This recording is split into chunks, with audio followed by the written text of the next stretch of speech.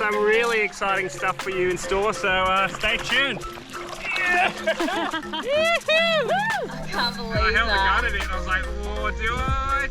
The biggest hesitation, hey. And then he came right in, I was like, oh, I could see every little wrinkle on his face.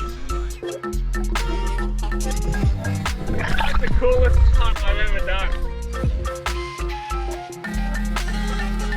After last episode's heartbreak where I lost this big dogtooth tuna, we were itching to get back out and try again. Absolutely heartbroken yesterday.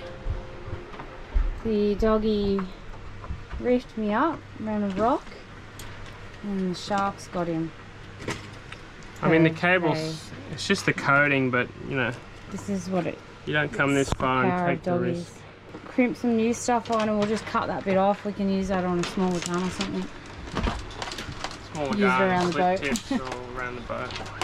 Yeah, well, you spend that long trying to get in front of a fish of a lifetime, and then you let it down because you're lazy. You can't be bothered changing cable. Not worth it. And I don't want to hurt another fish. Sucks. Absolutely sucks. Anyway, we're going out to chase doggies again today. Another terrible day in paradise. That is 8 meters deep under us. That's how clear this water is. Insane.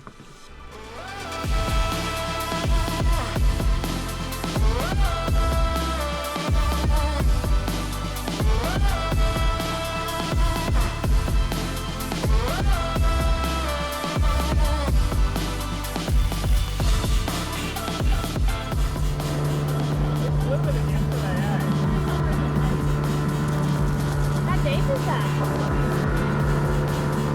18.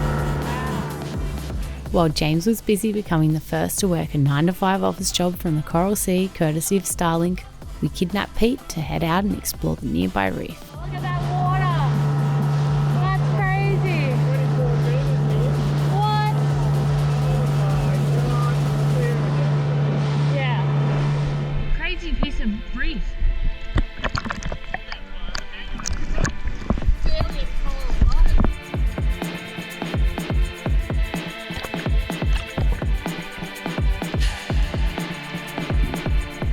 The coral out here is so different to the onshore reefs we're used to diving. The first thing we noticed was the lack of big plate corals, acropora and soft corals. Instead, they were replaced with these delicate Gorgonian sea fans that we don't normally see inshore.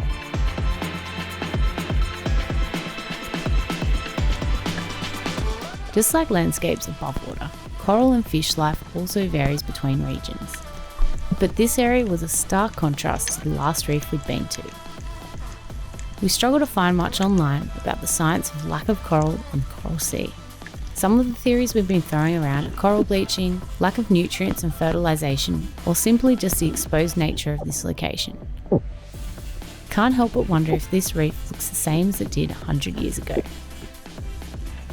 Lack of coral aside, there's no doubt about it that the seascape out here is truly incredible and an absolute magnet for big sea life.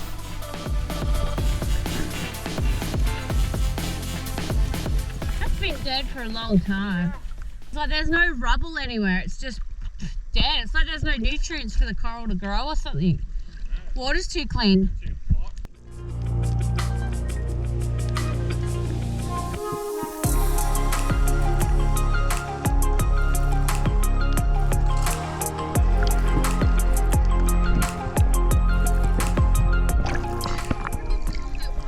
Oh, it's so bright. So nice in the shallows, there's so many swim throughs. I just felt like Pete threw one when we came out, it was like a blue screen, so bright. Yeah.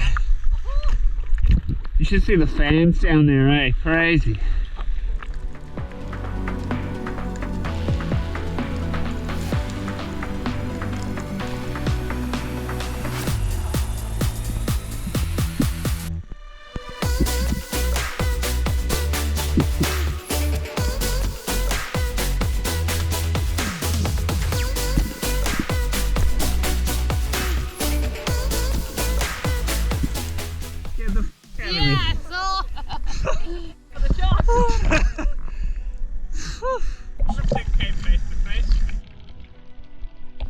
We were in the shallows having a scratch around for some reef fish when this big doggy cruised through along the reef drop-off.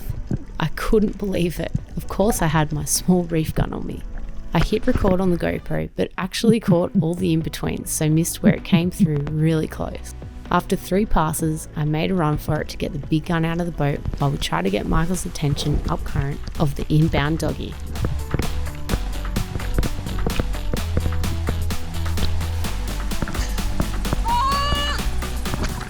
That's a big doggy! So I was actually diving to check out a moo on the left here in this gutter, and I had no intention of even shooting it. I just wanted to get footage. We were just kind of looking for a buffalo emperor or something like that, getting to know the reef, trying to suss it out for maybe an afternoon dive, doggy potential. But when I dived, I actually saw a doggy swimming back up the ledge. So I actually diverted around this corner and just started working my way back in that direction. And I was letting off a few grunts underwater, just trying to see if it would come back. I had no intention of actually shooting the doggy because I only had the reel gun because we were doing just a bit of an exploratory mission. But I thought, oh, I'll see what happens, get some nice footage of it at least. And so I swam up and I sat underneath this like awesome Gorgonian fan and I just lay there on the reef grunting a bit. And then before I knew it, the doggy was coming in to investigate. I thought, oh, it's coming pretty close. Do I? I was like, oh, nah, he's close enough. I'm gonna go for it. And then I couldn't believe it. Like, I could see every little detail in his face and took the shot, stoned it, 31 kilos, done and dusted.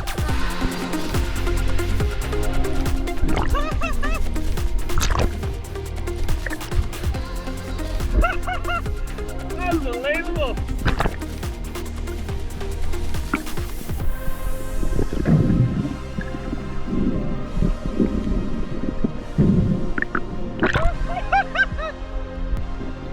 Whoa!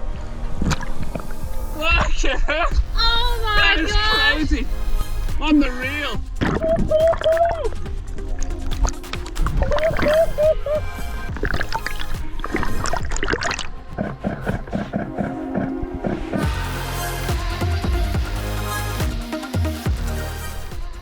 Oh my god, that's insane! That was the coolest hunt I've ever done.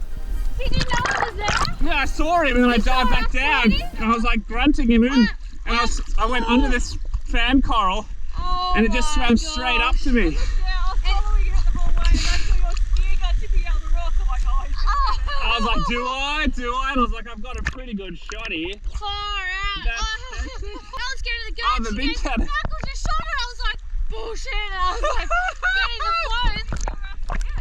Huh? Did you see it before? No, I was diving down that way because I saw something and then I turned around. I just caught a glimpse of that. How big is that? I don't know, nice fish. I didn't think it was that big, and then he came closer and he just looked so mean. I was like, oh, he's big. Yeah, he got so close to it before and then came up to That'd be the best footage.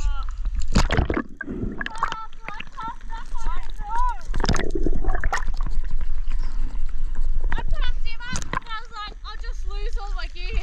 I was like, oh, do I? I was like, give it a shot. I got a good angle. Oh, dude, we had a GoPro and I had a perfect view of it. That would have looked so cool from the top.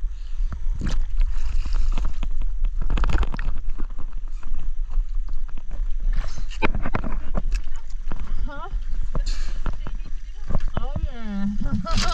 Just a bit. I don't think it's a PB, but it's a good fish. It's the biggest one from Popao for sure.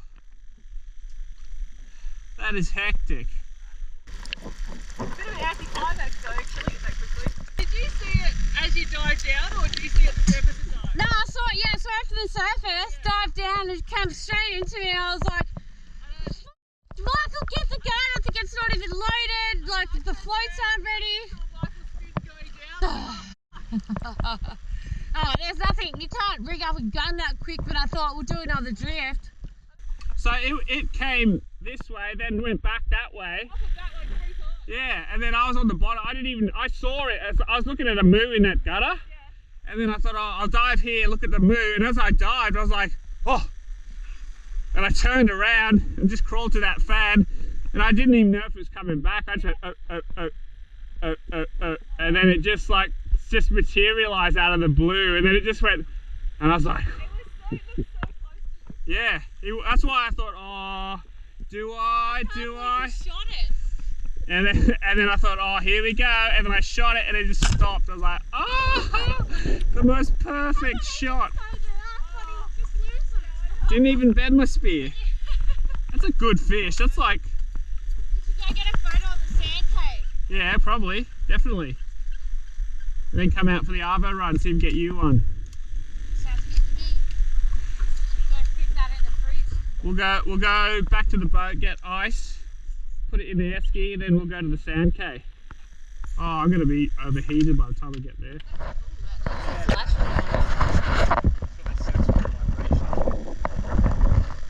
Bit of an anticlimax, Pete. It's total anticlimax. No fight at all. He just flipped upside down. It would have cooked me this fight, I reckon. Look at that. Right, let's go get this baby ice. Jay, Karen, and Jai, thank you for the esky. It's definitely going to come in handy today. Put this bad boy in. Oh, it just fits too. Oh, Maybe doesn't. Doesn't. Maybe just. Good problem to have. You gotta fit it in the fridge now. Oh no, I reckon you'll get him. We have to, so I can go shoot mine. So Pete froze us a bunch of ice. Hello. And they're out diving. We Hello, left it with James. So we're just gonna come pick up the ice. And we'll be interested to see how Archie's gonna react. The guard The guard parrot. Hello, Archie. Because he usually carries on whenever Pete leaves. Hello, Archie. Let's see if he gets aggressive when I get on. Hello, darling. I've dried my feet. Sorry, Selkie. All right, where are we? Freezer.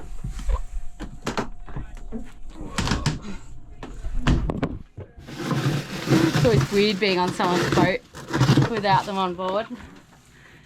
I love this about the sea wind. That's a really good ice tray here. It'd be pretty rude if we didn't come and take a photo right here. Look at that. Absolute paradise. For 10 days of the year when it's not blowing absolutely crazy. Unbelievable. Oh. Alright, shall we? We've got picked up all the ice. We've got about 8 kilos of ice in there.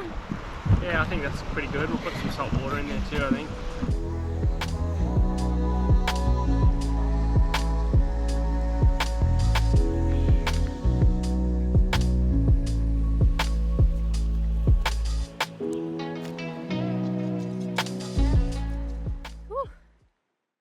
Next episode on Sailing Popao. And if you're like me, you're pretty sick of him shooting all the fish, so I thought I'd go out and one-up him finally.